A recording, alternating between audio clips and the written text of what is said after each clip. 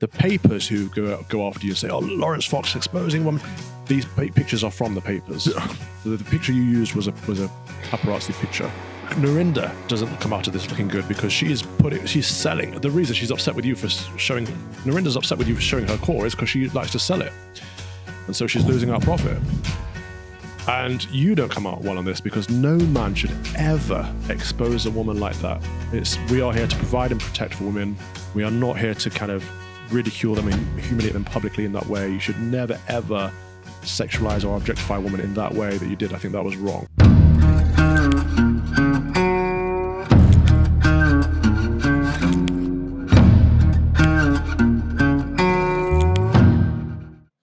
Hello, and welcome to another episode of Fox and Father with me, the Fox, and him, The father. It's been a very exciting week because 2 weeks because thanks to everyone who was watching, we had a mug made, and for sort of shits and gigs, we had a mug made, and they all sold out. So now we had to have more mugs made, and now they've sold out. So this gave us an idea, which I will be telling you about possibly next week. About what we're going to do with all of this sort of stuff. So thank you very much for getting your Fox and Father mug. And yeah, I think we'll put a link in the whatever it is to so you can all have one. All right. So that's the Fox and Father mug thing. And thank you all again for watching as you do. For those of you who don't know, Calvin has an envelope, I have an envelope, and we don't know what's in each other's envelope. And I give him the story, we discuss it. He gives me the story, we discuss it. And then there's a third chosen by another. And we discuss that one as well. Usually covering current events or bigger issues. And we try and get to the bottom of things. But before we get going, how are you, dear boy? Splendid. I'm really good. It's spring. The sun is out. I love this time of year, honestly. It's my favorite. Had a good week. Had a couple of baptisms at church. As this goes out, it's Ascension, which is great. A good time of year when our Lord ascended into heaven. Yeah, all good. I've been losing weight. I've been to the gym 5 times a week for the last 3 weeks. I've cut out all sugar and alcohol, so I'm feeling really good about myself. How long did it take you to start to notice feeling better when you cut out the sugar and alcohol? First week's always tough. But after do you get like headaches? If I don't have sugar, I'm quite rare that I have sugar. I'm not really a sweet tooth person. No. I mean, I do drink quite a lot of beer, so that's got quite a lot of sugar. There's a lot of sugar in wine as well. You like white wine? Yeah, right, calm down here. Maybe I've got my sugar from the booze, but I very occasionally get a really strong like must eat Mars bar thing, and it's usually at night. I'll go down just before I go to bed, and I'll eat a Mars bar, and then I just get a cracking headache. I think that might be a sign of That's not good. No. I think it might be like, need more wine. And I'm like, no, must have Mars bar. But when you haven't had sugar in a while, then you suddenly have it again. It tastes so much sweeter. Does it? Yeah. So you was this part of sort of extending a Lent vibe, or what? No. We talked about gluttony like a few weeks ago, and I was like, I'm getting fat. I need to cut down. So I just stopped eating sugar, stopped drinking booze, and then said I'm going to go to the gym 5 times a week. And then for the last 3 weeks, I've done that. And you've been cancelled. I'm not getting skinny. I'm just getting toned. It's good. But you got cancelled for being sober. Oh, yeah. Yeah, I wasn't going to mention it on the show, but yes. On the way here, my sister uninvited me from an event that we're supposed to go to tomorrow. I was going to be her plus one. And she said, will you have a drink with me? Because her partner doesn't drink. I said, I'm not drinking at the moment. She said, oh, I'm going to uninvite you then. I was like, what? She said, I want a drunk Calvin, not sensible Calvin. I was like, okay. I don't think I've ever, I mean, if there is a drunk Calvin, I've not, we've definitely seen drunk Calvin in Scathos. No, I've had a drink. I like a drink. But I don't really like getting drunk these days. Don't like getting drunk, no. But all I'm saying is I haven't not really noticed your kind of, have I ever seen you drunk? No. What are you like? Just, I don't know. Do you get a bit leery? Do you start really telling people what you think of them instead of really telling people what you think of them? Yeah, I stop holding back. No, I just get like chipper and gleeful and jolly. When are you starting back up again? I want to be there. I want to be in the room. June. Yeah. Okay, lovely. So you're happy. You're even more happy and serene than you are usually. Yeah. How are you? Yeah, I'm. I think I'm coming back from.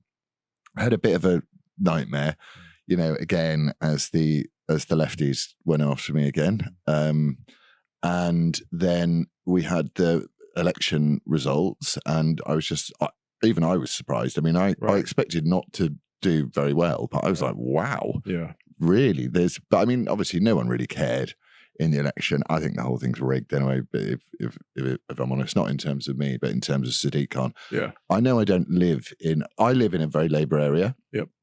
And everyone around there hates Sadiq Khan. Yeah. So that's got, obviously he's got his voter base around and about, and as we've discussed before, he's imported his voter base. Yeah. But I just thought, that's it. Well, I'm glad that, it's a variety of reasons I have to leave London, but Sadiq Khan getting voted in has not made that decision any more difficult. It's made it much easier, because I think he's killed this city, and I don't understand why people vote for knife crime, car taxes, rail strikes. Well, rubbish. That's it now. He's in office in perpetua, isn't he? I don't see any way of him leaving other than potentially being promoted to Prime Minister, the leader of the Labour Party. Yeah. I don't see a way for him to get booted out democratically from London. Or maybe he's got a block vote. Maybe he'll get promoted to the head of the Muslim vote. I'm not sure they'd like him particularly, though. He is because the head of the Muslim vote, isn't he? Is he? Well, but the new movement, the Muslim vote with the 18 demands. Oh, those people. Yeah. We'll get to them, I'm sure. I bet we will. But I'm not sure they'd be thrilled with the LGBTQ plus ally part of his Muslim Islamic faith. It always surprises me how he manages to play both sides, both the woke and the Mohammedans, and neither of them seem upset with him. It's a marriage of convenience. Both need each other to propagate and expand their message. Yeah. And we're already off onto a conspiracy theory. How are your puppies? My puppies are beautiful. Yeah. And they've been a godsend. The energy in a house with new life is amazing anyway. And they've just been so good. And the kids have loved them, and they're now massive. And I think Worm 1 was pretty close to opening her eyes last night. Oh, cool. And Runty Sadiq is he's got a bit chunkier, and then I'm slightly in love with the one that Eugene calls Brickface Rocky. Oh, right. Who's Sadiq's the other one that looks like Rocky, the white and black one. Yeah, but he's got a face like a brick.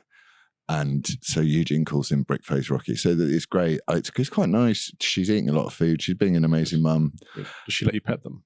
Yeah, she's very, very chilled. But she's, she adores me, as you know. So but it's been happy, and I'm looking forward to seeing them walking around and running around. Yeah. I'm going to come and see them, because I need to see Blaze too. Come and have dinner tonight. Yeah, I'd love to. Okay, so that's that's my favourite social media content of yours, by the way. Keep more poppy content. You only like poppy content? Not only, my favourite. What I know, but what I was trying to say this the other day on the social media thing, it's like the reason why I'm not nice on social media to these people is because they hate us. Yeah, I know. And then I spoke to one of my advisor friends, who wasn't you, and they said, the world is full of people being mean to people. Why don't you just be nice even to the evil people? And I'm like, I think that's what got us into this trouble in the first place. That is how you started out. One of the first things I noticed about your social media back in the day, what really drew me to you, I thought, I respect this, is that everyone that hated on you, you said, let's have a chat. Yeah. Let's talk. You don't see the world the way I do. Let's have a conversation about it. I thought that's a nice approach. But the problem with that approach is they still want to kill you. Yeah.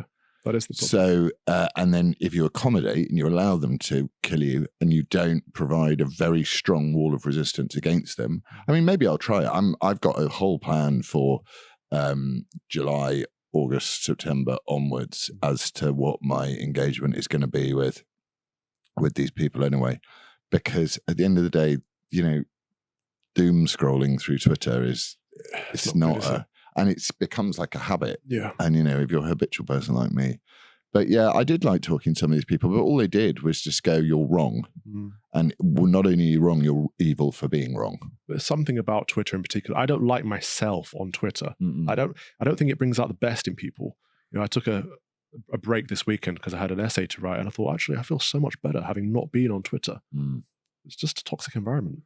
it is a toxic environment, and it's the way that people are communicating a lot, and it's not a good thing because you're starting to hate people you never met, and there's already enough people you know who cause you problems in life. But at the same time, it's the only platform that's free. You know, I watched one of Tucker Carlson's interviews this morning with this Russian chap, and I thought, I want to see this. I want to read this guy's book. It's interesting. Not that I'm going to agree with it all, but that's the point of reading, right? So Yeah. I can figure out what I think. And then I found that it's not available in the UK at all. It's not available in the US at all. Completely. I felt censored. I felt for the first time in my life actually oppressed, right? I was like, this is a book I want to read. My government says I can't.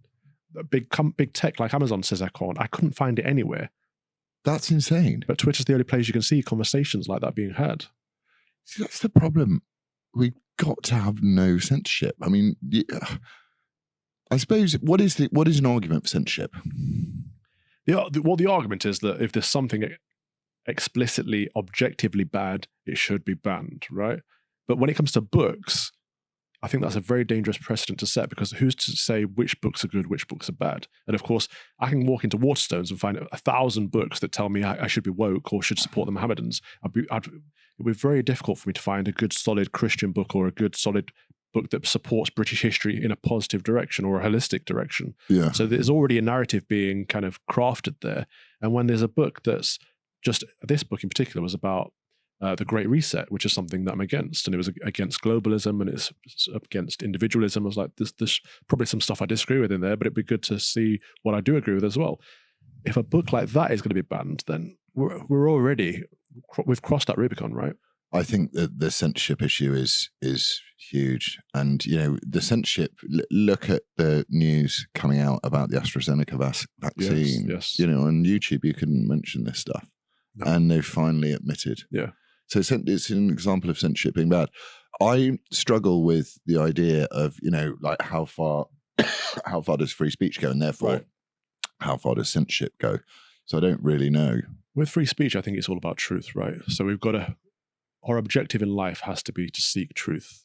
And so if someone's censoring you to prevent you from seeking the truth, then that's a bad thing. Whereas if someone is censoring something that's objectively evil, then that's not necessarily a bad thing. But it comes down to who has an idea of what's objectively evil. Now, I would say the Christian faith teaches us that, but not everyone subscribes to that. So that's when it becomes problematic. Yeah, and it also, knowing our devious little scheming leftist chums, the problem is they sit there and go, you know, we can hardly call. That's why I have a problem with the marches, with the Palestinian. Well, they're not remotely Palestinian marches, but I have an issue with having them banned, because I go, well, why should I be allowed to gather and protest lockdowns and stuff like that? I used to share that opinion. I used to think, well, all protests should be allowed, and it's a free democratic society. But then we make an idol of democracy. I think if people are out there supporting a prescribed terrorist organization, then they should not be allowed. I think if we're saying, look, these guys are terrorists, they literally want to kill us. And have done. Then we should not allow that. And have killed us. Yeah. Why do we forget this stuff? You know, do we forget the Manchester Arena bombing? On the election paper, I voted for you, by the way. Thank you. 1 in 14,000. But on that paper, the Communist Party were on there. I'm like, I beat the Communist Party. But we wouldn't accept the Nazi Party on there. Why on earth do we accept the Communist Party? I'll tell you why this is. I know why this is. And I can't claim credit for it. I've heard it. There is a lot of video documentary evidence of what the Nazis did to the Jews. Yeah. There's lots and lots of it, but there's very, very little to almost none of what the communists did to their own people. Right. Similar ideology. And that's why it's kind of acceptable and trendy to have the hammer and sickle, but the swastika is like a no-no. Yeah. Whereas actually they represent the same thing. They're both equally evil. Yeah, they're both equally evil, and that's why they do. It just shocked me to see a communist above you on a ballot paper. I'm like, what world do I live in? Well, they didn't. I got more votes. Good. So I'm more popular than communists. Well, that's a good sign. Let's go. I'll put that on my tombstone. More popular than the communists. Right, we're going me to you first this week. Okay. All right. There you go, my love. Why did you do that? I don't know. Hangover from the acting days. I saw a terrible bit of acting, writing, which everyone's applauding, called Little Reindeer or Baby Reindeer. It was, yes, everyone recommended it, said it was so good. I saw you tweeting about it. It was dreadful. Was it? Yeah. Tommy Robinson tweets, Ireland's Eurovision entry is a non-binary singer called Bambi Thug, a self-described witch who uses they, them, they pronouns and performs this satanic ritual as their entry. Sick. I think Theon's going to show the clip for us now.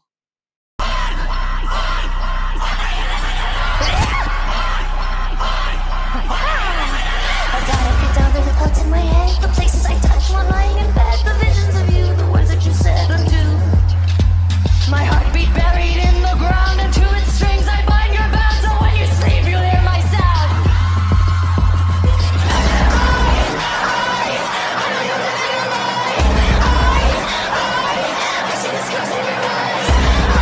I mean, this is sick. Tommy's right.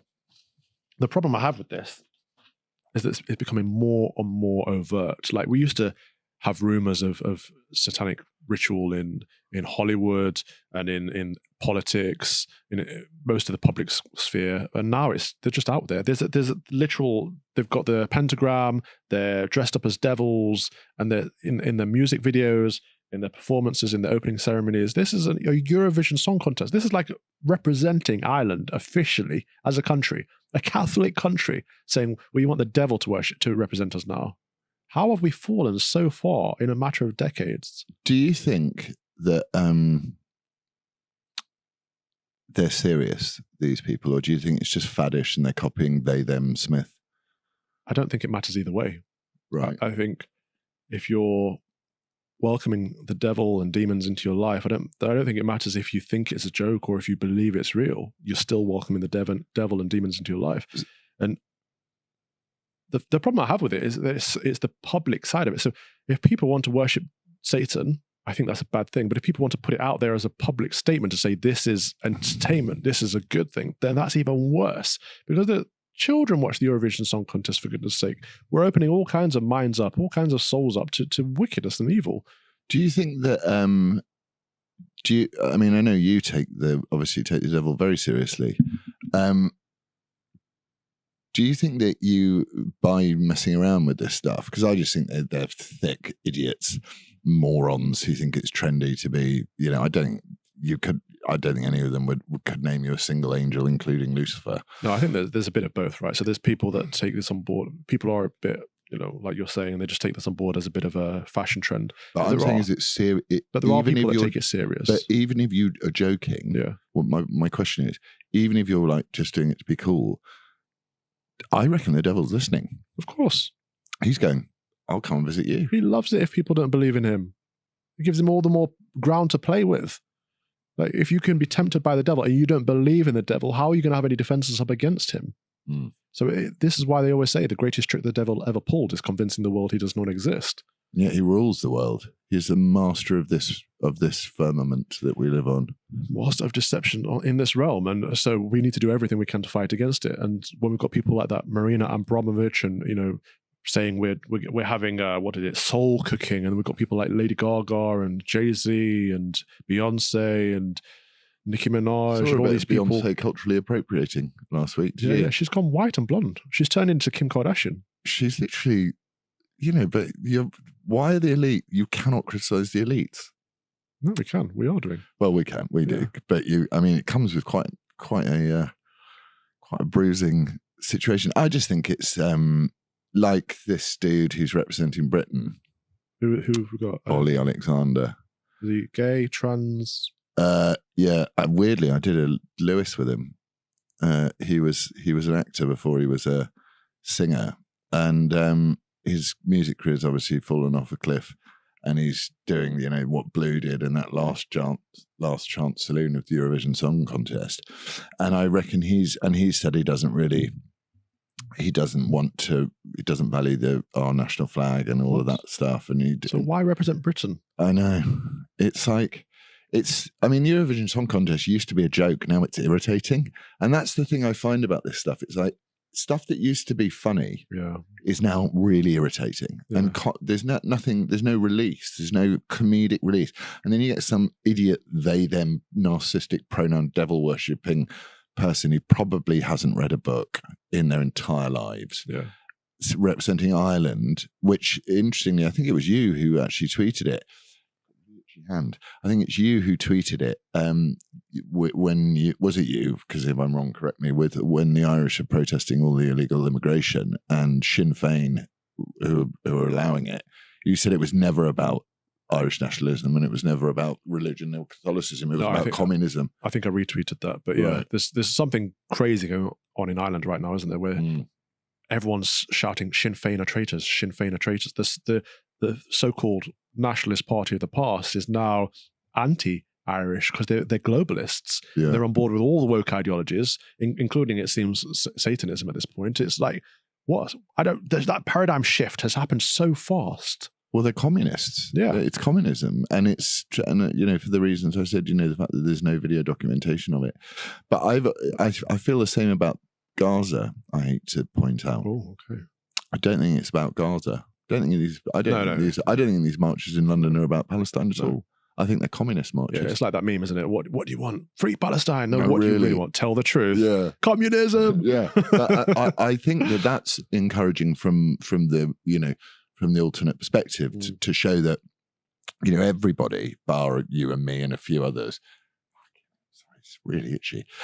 Everyone, bar you and me and a few others, bought BLM straight up, hook, line, and sinker. It was like, oh, BLM, oh, yeah, poor black people. And did you see that that internet end wokeness internet meme? No. With Kristi Noem, these progressive leaders in America. She's the new unelected governor of New York. She replaced whatever his face is, Cuomo, when he was found to have, been a bit satanic. And she was like, there are some people in the Bronx black people who don't know what a computer is. They don't know what a computer is. They don't know what a computer is. What the word computer means. And then there's that black guy pretending to be a He's chimp. running around trying to open the computer. It's fucking good, It's hilarious. It is so funny. I mean, come on. It shows their racism, doesn't it? It shows how condescending their mentality is. That they think there are people in the Bronx who are black who don't know what the word computer means. I don't think there's anyone in the Western world who doesn't know what the word computer means. It's so racist because it's turning around to black people and saying, you're thick. Yeah. I'm here for you. Vote for me because you're thickos. But it seems to work. I mean, if Trump doesn't get back in, I don't know, I think the world really is. Yeah, kaput. It's kaput. But yeah. In your time in that business, did you ever experience anything demonic or any kind of... Oh, yeah. I really did, yeah. I went to a few parties which... Really? Mm-hmm. And is it kind of taken for granted as a norm? Or if you said, I don't like this, would you be treated? There's a few people in show business whose careers I could end tomorrow morning if I wanted to. Yeah. Right. There's a few. But in a way, I feel like, why? It's not something I can prove. It would be an allegation. I didn't take photos of it. Yeah. I know that someone did, though. To be fair, I feel the same way about politics. I've said this recently. One day when I truly fear no consequences, I'm just going to name all these people. I think that we've got to find...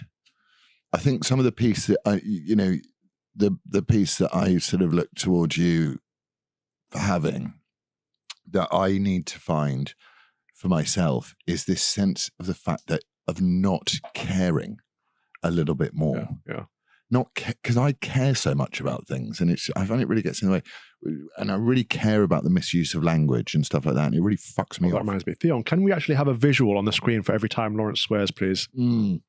People have asked for it. It really upsets me when language is misused, and and that people don't just stand up when this woman's going, black people don't even know how to use a computer, and I'm just like, that's what I'm upset about. Yeah. But actually, I should just stop caring. Well, it's not about not caring. It's like I always said, we all care. It's not that I don't care. It's that you can't carry that weight. You can't carry that burden. He is there to take that burden from you. I know. And actually, I did have to really, I had a really bad day yesterday. So it was, I was on my knees, a lot of it. Yep. But you weren't in church on Tuesday. It's this Tuesday I'm coming. Oh, no. Oh, I didn't come. No. Calv. I'd only just got the kids back. I should have come. I'm really sorry. That's all right. I apologize to me. Well, no, but I don't like saying I'm going to do something and not do something. I mean, you could have sent a message to remind me. How many times do I have to remind you to go to church? At some point, you've got to take personal responsibility. I've taken some personal responsibility. You know, I do have a few weights on my shoulders that I carry for myself and for others. But I think going back to their not caring thing, I think not taking it personally is quite an important thing. But it's very difficult not to take things personally when people spend a lot of their time trying to destroy you. Yeah. But que sera, baby. Which I think is a good segue to our next topic. Oh God. I know I don't even need to bother, do I? Opening it. No. Oh Lord. Okay. Right. Narinder Kaur. Right. What's the story about Narinder Kaur? Give us the backdrop. So Narinder Kaur, who I've found, it's so strange because she's such a nice lady. She's a really nice, she's got a lot of goodness in her as well. And I used to have her on GB News. She used to talk rubbish at me. And I was like, that's not you. You don't think any of these things.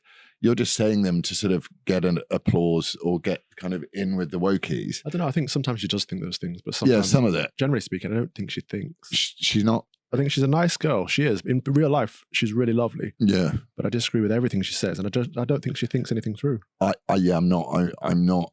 I hope it doesn't come across as bad to say that I don't think she's the sharpest knife in the drawer.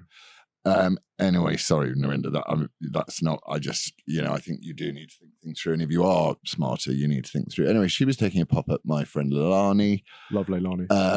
Who is sound as a pound and talking about something to do with, strumpet. I can't remember what she was doing. But anyway, she was talking about that and how the standards in public life. This had come off the back of, her saying that Tommy Robinson only got off from the police because of his white privilege. And I'm just like, oh my God. Endless race baiting, constant use of the coconut stuff. And I just find it really, really unhelpful. So when she was sort of talking about that, someone in one of the WhatsApp groups, this picture appears of Narinder flashing her core. Flashing her core at a paparazzo, which was all the rage back in the day when you wanted to be famous. She said all the time, I want to be famous. She went on Big Brother, and a lot of girls did it. And a lot of girls did it. If you speak to the girls, like the girls that I know, they were clever enough and they made money out of it. They let a photographer know. That's so grim. When they were going to do it. So grim. And they made a good living out of it. Who knows whether Narinder was the same. But anyway, so I post this and I go, Lilani is the Satan because, she got her baps out and you're, a pillar of righteousness. So then the lefties are like, whoa, we got to get him again. So they go into mob mode after me. And I'm like, they're going, we're going to get you for upskirting. Right. And that new law. Yeah. Yeah. It's part of the online harms bill. And I now know why Christopher Chope didn't vote for it. So the idea, so in my head, I was like, oh God, not more police. But I was also like, how am I responsible for A, her forgetting to wear her pants deliberately, and B, 20 years ago, and B, the very newspapers who proceeded to completely berate and chastise me with their own photos that they printed. It was unbelievable. So anyway, I can take it on board, not the wisest wind up in the world, because I do like to point out people's hypocrisy in as hard a way as possible. Anyway, it develops. I send it off to Gordon, and he goes, "This is why Chope didn't vote for it. Sharing or threatening intimate photograph or film exemptions. A person who A, shares a photograph or film which shows or appears to show another person in an intimate state does not commit an offence if the photograph was taken in a place which the public or a section of the public had or were permitted to have access, whether on payment or otherwise, outside a club with loads of paparazzis. B, had no reasonable expectation of privacy from the photograph or film being taken, outside of club with a load of paparazzis. And A, reasonably believes that B was in the intimate state voluntarily. So unless she's going to come out for I had no idea there would be no one there. And I also have never worn pants in my life. I think she's going to be quite hard pushed. Anyway, so that was that. And they came back. And then one of my lovely followers points me in the direction of the fact that if you do really want to see, until very, very recently, Narinder Kaur's core, you can sign up to her OnlyFans account, which she deleted once she realised that someone was going to find out about it. So she had an OnlyFans account. So it just took us all the way back to the beginning. She was trying to kill me off in a political attack, and it didn't work.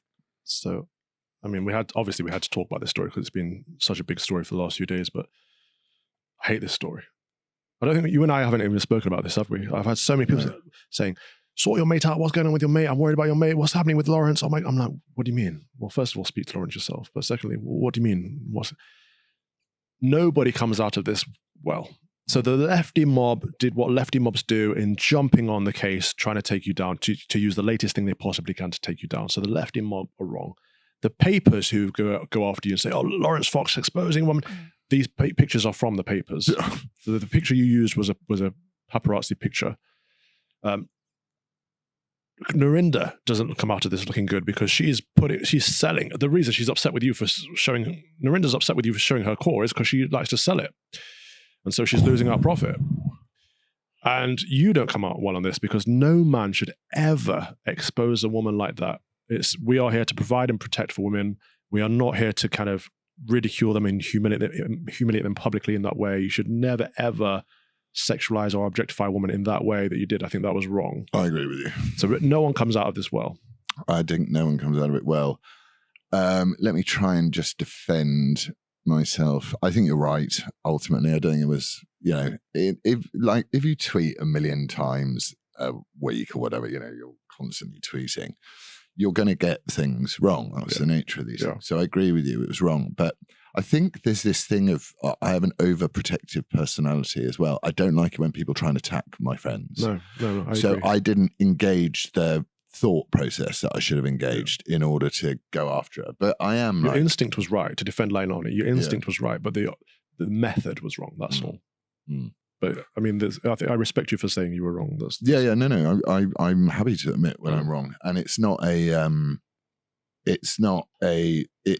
you say, no one comes out of it looking well. I think that it's sad that Narinder her goodness is the thing that I find really sad is she's when I was at school, when I was at Harrow, and I was even less cool than I am now, and I was sort of gangly and long and like prepubescent and spotty and just wanted to be everyone's friend. Right. And I wasn't like everyone else had sort of got pubes and played rugby and was cool and they used to drink and I didn't do any of these things. I was like desperate to become friends with them. I would I'd debase myself and my own, innate, unique individuality, God-given individualities, try and please other people. Yeah. And what's sad about this for her is that she's all of these like, please leave me alone. It's so horrible, but $12.99 on OnlyFans, it's that debasement and the people that come in behind her, the Nicola Thorpes of this world and these, hugely patronizing and hypocritical. Well, they're using her for their own it's objectives, the their own her. political objectives. And that she feels that she's part of the club she's not part of. And then I felt, and it reminded me of feeling like a club I wasn't part of at school. Right. And then But Narinder's inconsistent. Like her first statement of we need better standards in public was right. But then on the other hand, she's selling her body for $12.99 on OnlyFans or whatever, apparently. So that doesn't hold up, does it? No. But that's the thing. They are the exact thing they accuse you of. But maybe finding the hypocrisy in people needs to be more careful and more strategic. And, but look, when I try and do it carefully and strategically, I'm 3 months, more than 90 days now since probably nearly 120 days since the Met Police were due to give me my subject access request. Right. So I don't have faith in any of these. I know. They're just like, it's Laurence Fox, we're not going to give him it. We don't care whether Sadiq Khan said send 6 coppers round his house, let's really scare him. It's supposed to be the law. Yeah, but the law doesn't exist anymore. That I'm very, very strongly of the belief that the law does not exist, and the law is absolutely grossly unfair to anyone who's got even a slight twinge of conservative thinking, let alone me, who's like you don't really get that many kind of conservative-minded warlords, do you? Which is because it's usually I'm using their tactics, but from a totally different ideological position. Because they're not going to, you can't debate with these people. There's nothing, you're just not going to sit down and go, Narinder, do you realise that, you can't, there won't be an argument. It'll be an ad hominem attack or a you're bullying me defense. I think Carl tried it. I think he had her on Lotus Eaters, but she's just, for her in particular, it's impossible because she screeches over people and shouts over them. So, but for a lot of these lefties, that's what they do. They drown you out because they know they can't argue because they don't have that. There's no background to what they believe. There's no logic behind it. It's just emotive. Yeah, it's very dangerous, though, way of teaching people to communicate. Because I was thinking, again, these ridiculous... Did you see the thing when it said Free Palestine? Or that someone had spray painted on the steps of Ottawa University. Oh, yeah. And they'd spelt Palestine wrong. And then there's statues that they're defacing and burning the American flag. And it's this idea that I'm trying to work out, like I always try and work out, where does my sympathy with these people lie? Or empathy, which Lady in Justice Rice Collins says I lack. Well, look at them during the election. They stormed one of the counts, didn't they?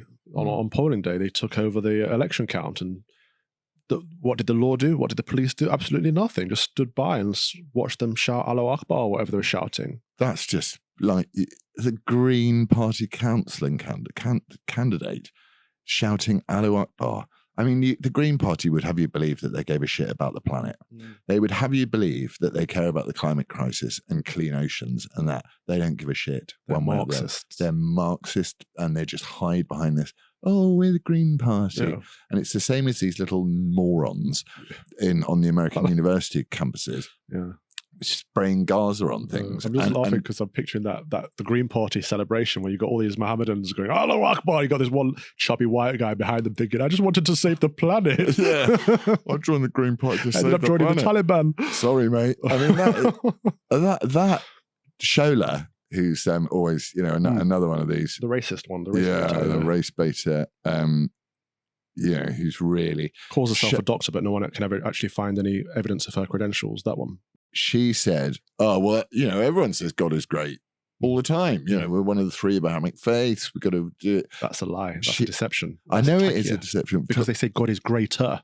Yeah. What they're saying is our God is greater than your God. They always leave that little ER out when they're telling people about it in English. So all the liberals are like, yeah, of course, they're just saying God is great. No, they're saying that their God is greater than ours. It's a sign of dominance to say they're taking over our land for their faith. And what about our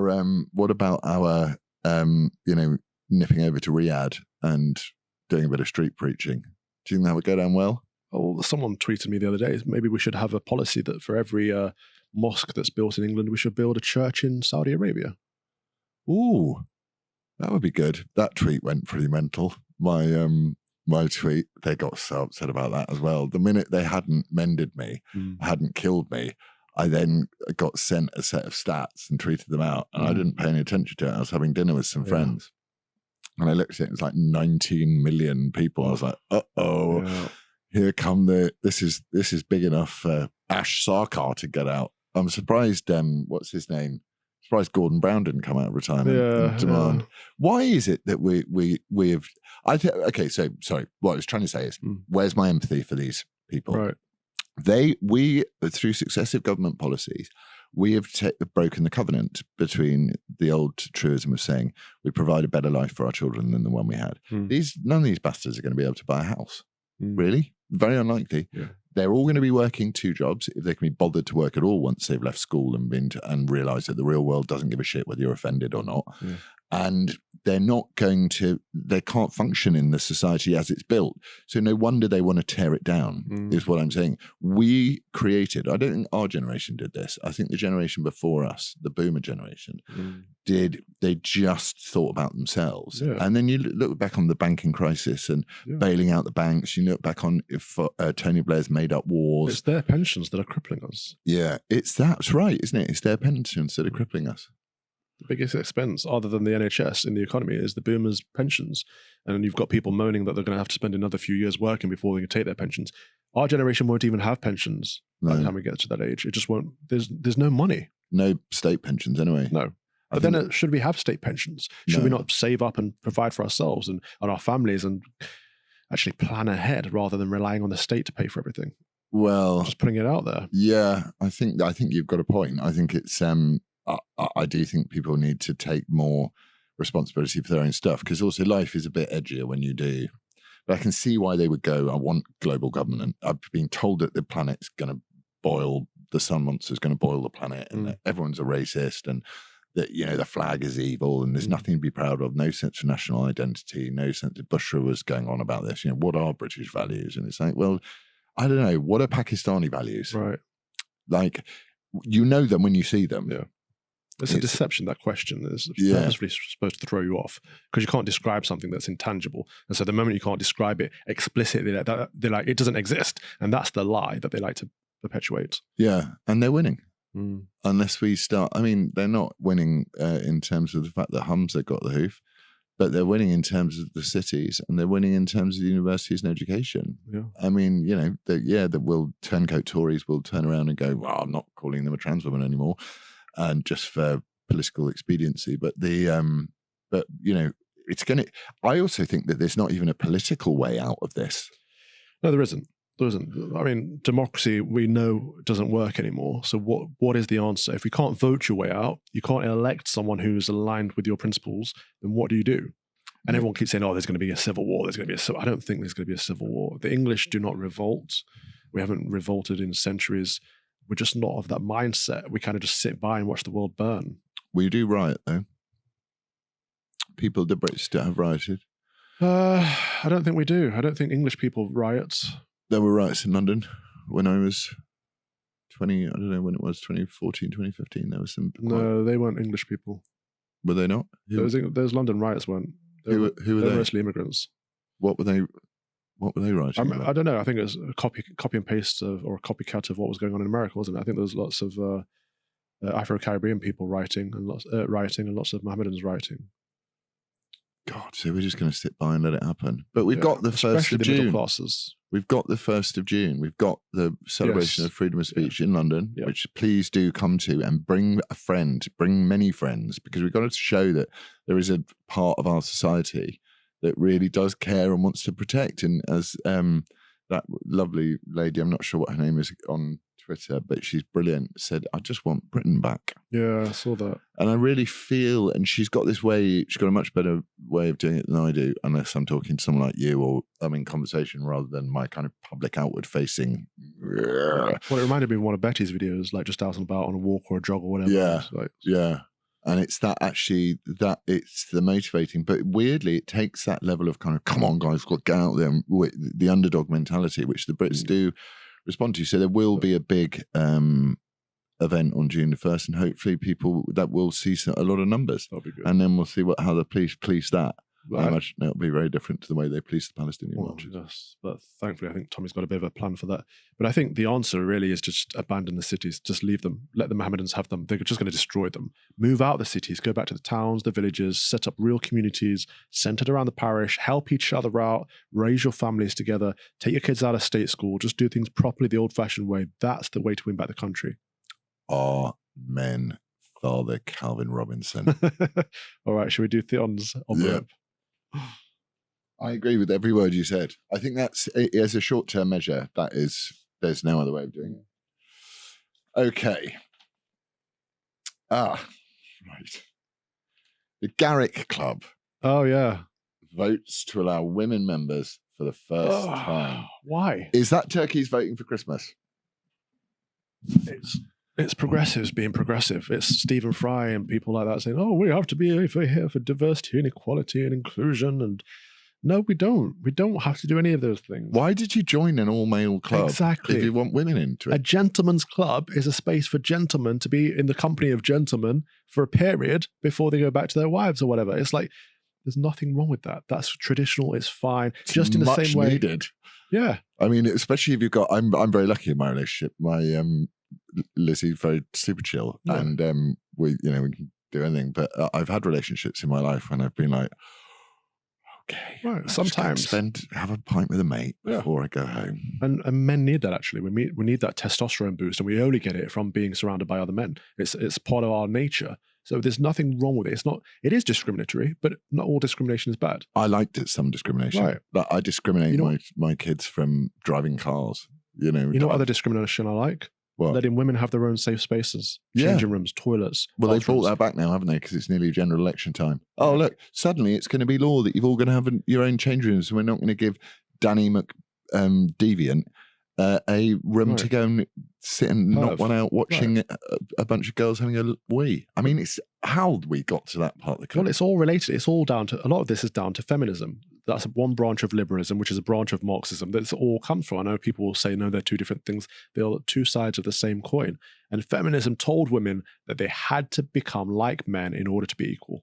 And then we've got that progressed into the trans movement, which said that women that men could become like women and take over women's spaces. So by women taking over men's spaces, men have retaliated by taking over women's spaces. Let's just let men have their spaces and women have their spaces. Yeah, I agree, because there is a club in London, which is all women. It's a women-only club. And I don't want to go there. No one's going to kick up a fuss. I wouldn't want to go there either. There's not many clubs in London I'd want to go to, and certainly not the Garrick anymore. I've been to the Garrick a few times, but I can put some money on the fact that I doubt Uncle Edward voted for that policy. Right. He's got some pretty old school views. Oh, really? Oh, yeah. Yeah. I don't think you'd mind me saying that now, because he's, best part of 90. Right. So, yeah, I think it's great to have male-only spaces and female-only spaces. And, it's the same way as like if your kids had their mates over, you wouldn't go and sit in the room with them. No. It's like kids-only spaces. Yeah. And it's not everywhere. It's not all the time. It's a specific area. Niche for a specific market. time. Yeah. And also then this thing that Pearl said that keeps coming back to me, which is that, and you've said as well in a sort of more intellectual way, which is that leftism and wokery is basically the political manifestation of femininity. Yes, it is. Which I have to say, when you think about, I was thinking about the Bible this morning. I was thinking like, of course the feminists are upset that Eve did the apple. And of course they are. But what is the Bible trying to tell you in that story? It's trying to say something about women, isn't it? Whether you like it or not. Yeah, it is. But at the same time, it says great things about women too. Of course. A lot of feminists will hate that term of submission. And this is, women are supposed to submit to their husbands. That term will drive people nuts. Just me saying it right now, there'll be people in the comments, can you say that in 2024? But this is the order of God's order. Women should submit to their husbands. Yeah, and men should die for their wives. Husbands should, should serve their wives. Yeah. It's, how did someone put it? That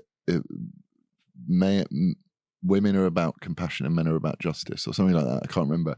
But we do have very distinct, separate roles, and it doesn't make us not equal. It makes us a union. The other thing they hate, and also, sorry about this, I've never met a happy feminist. No. Yeah, I've never met one. That's true. I've not met a single happy one. I've met a lot of really angry ones. I've gone out with a couple of really angry ones. Didn't last long. They're like, because when you first meet a girl, you pretend you're, you sort of, you pretend to be a feminist. Well, no, you don't pretend to be a feminist. But if the goal is to woo the woman, then, you're not going to come out of left field and go, AstraZeneca vax is a complete waste of time. You're not going to, it's not, your first date's not going to be spent discussing controversial issues. And you can end up in short-term relationships with women who've come out as a feminist in a car ride on the way home and then ask you whether you're a male feminist, and you start getting a bit itchy and going, male feminist. I get a bit itchy and I'm like, at least I can split the cab fare with you. That'll be a relief. But it's an ideology built upon hate, so they can't be happy because their foundation is hate.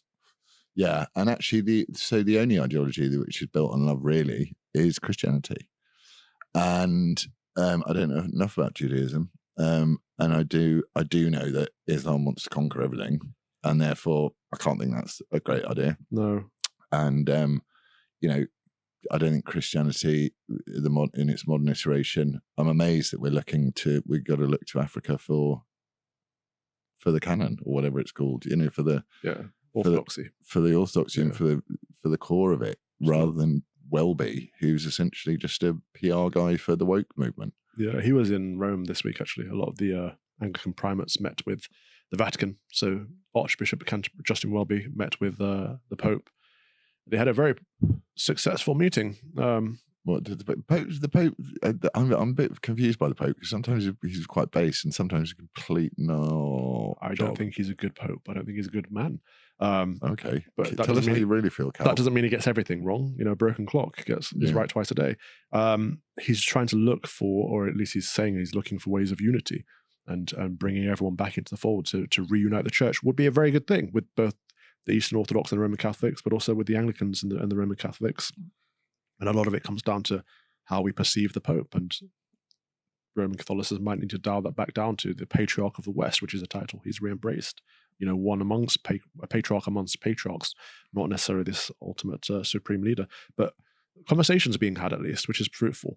But what I find interesting about it is that a lot of the primates of the Anglican communion didn't go, and in fact, the ones that represented the majority of Anglicans around the world did not go, and their reason was because both Canterbury, as in the Church of England, and Rome are essentially blessing same-sex unions at this point. So the Africans are saying, well, you're both woke. We don't want anything to do with it. Right.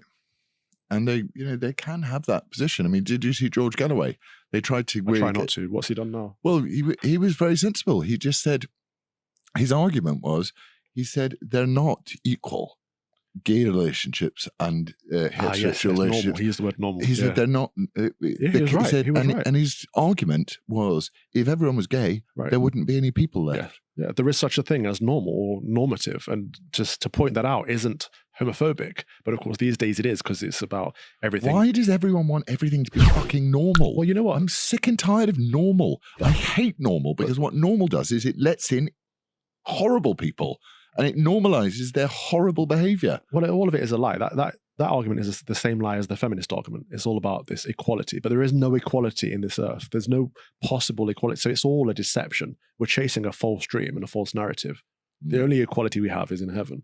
Yeah, where Keir Starmer goes, I need kindness and respect, and this is how he was raised on kindness and respect. I'm like, well, no wonder you're an ambitious careerist plonker then, who leads the Labour Party, because you those are the sort of values that will get you by. Yeah. But the whole thing is an economic argument anyway. It's not, none of this stuff, all of it is a smokescreen for communism. Yes. It's just like, no, we'll make it about racism this week. We'll make it about, body dysmorphic children. Yeah.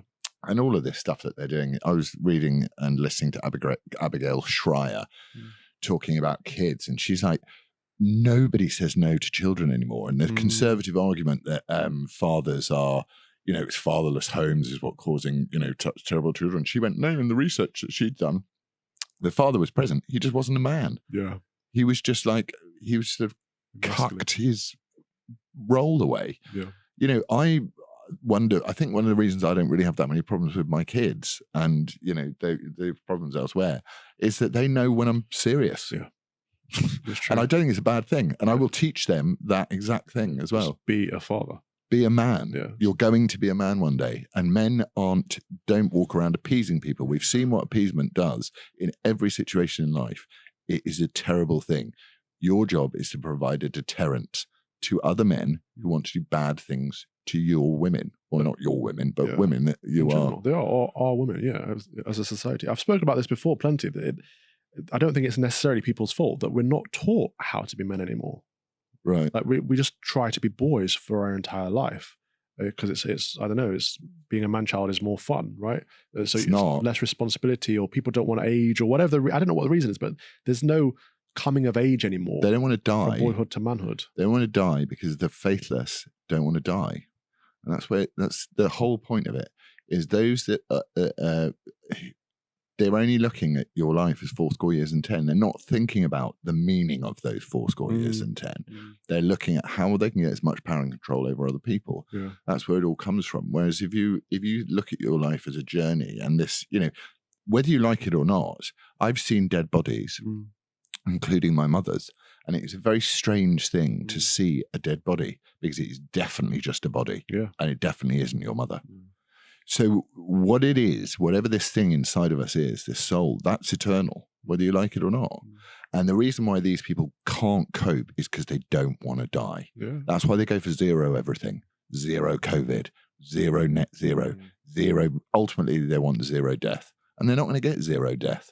So people should, just fucking man up a bit. Yeah, I think that's a good motto for this podcast. Just man up. Man up. The one where we agree that we need to teach the youth to man up. Yeah. But it's very interesting that the huge numbers of 14 to 29-year-olds are converting to Catholicism, particularly to and Orthodox Christianity. Very traditional Catholicism too. Yeah. Yeah, and they are utterly rejecting woke shit. Yeah. So please God, I know from my own my kids, they've tried very hard to turn my kids woke, and they've succeeded in some ways, but not really. I mean, you can imagine having dinner with me every night. It's a nightmare for them. Yeah, but I mean, it's constant battle because they're hearing one thing at school and they're hearing one thing at home, and so in their heads, they're going to have to constantly compete for ideas. Well, the good ideas are they'll know that your life has got more meaning if you seek that meaning and you seek the truth. And as you say, you don't try and invent one that fits your shitty little meaningless, insignificant life. And you say that my life does matter to somebody. Wow. Sorry, we went there. Anyway, I think Profound. Well, it's not profound, Cal, but thanks for the. You were just making up for calling me an arsehole earlier. I never did that. It's been lovely seeing you. Will you have dinner with me tonight? Yes. Lovely. And lots of love to all of you. Thank you very much for your comments. They're really insightful and really interesting. And it's so good that we've got this discussion going. And thank you for tuning in. And we will see you next week. Take care. God bless.